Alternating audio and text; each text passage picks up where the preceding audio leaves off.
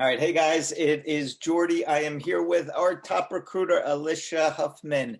What I wanted to do, I thought would be really helpful to so many veterans is to have a chance to sort of, look behind the door and see what a recruiter like Alysia does every day. I just thought it'd be so helpful for you to really understand the job recruiting process from the manager, the person who is evaluating your application to determine if you're going to go on in the process. So, Alysia, thank you so much for taking a few minutes to go over this and to share your knowledge today. Yeah, absolutely. Cool. So let's start with what I think is big misunderstanding is like the role of the third party recruiter, which is Seven Eagle, which is you. Talk a little bit about that and how you feel, what you come across when you're talking to candidates. Sure, absolutely. So I would say, kind of just big picture, one of the biggest misconceptions about the role of the recruiter is that we are essentially we are going to be your point of contact basically throughout the whole process, start to finish. So when we're like the gatekeeper of the interview process. So we're the person that is evaluating your application. We are the first person that is going to talk to you on the phone, that is going to be communicating with you.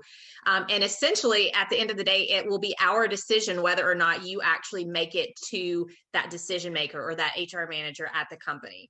And so for us, maybe even more so than the decision maker at the company, because they're getting our seal of approval, but that first impression piece is going to be huge for us, whether that's a first impression from your phone presence or first impression from an email communication or just your resume at glance. There are definitely a lot of avenues that we are looking at before we even consider contacting you. And I think a lot of times that's where the confusion comes in, because I think when they're talking to us, they're maybe talking to someone directly at the company. And we are essentially their avenue to meet with that decision maker or to get that interview. Right. I think a lot of people think like we might be the company, the hiring company. We're not. They don't realize if we get, say, 500 applicants for a position, you're the one who's deciding which 7 of those are going to be seen by the hiring manager. Right. Not all those. Yeah. The other 993, or what I say, 493 in that example are not getting past you. If they don't get past you, they ain't going to the company.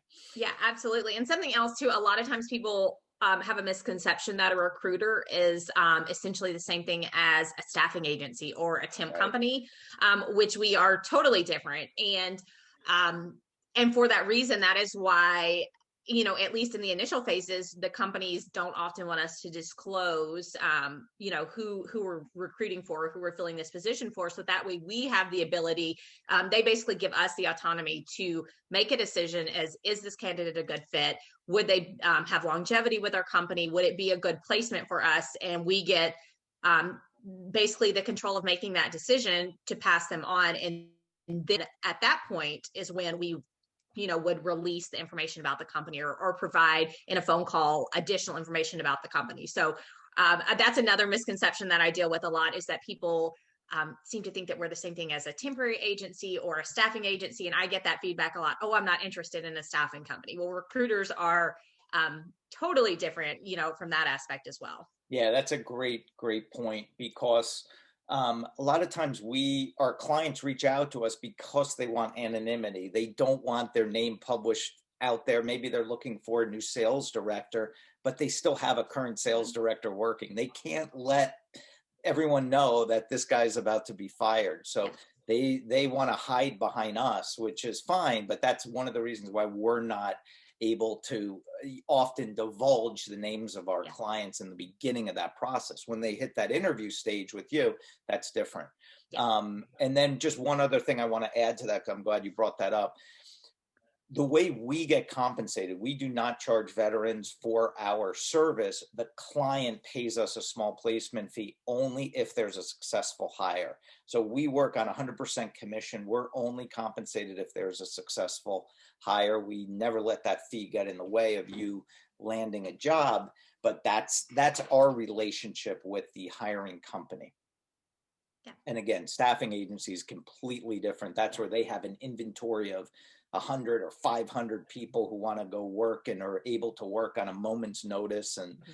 go, usually for low hourly paying jobs. We are not a staffing agency. We're a talent search agency.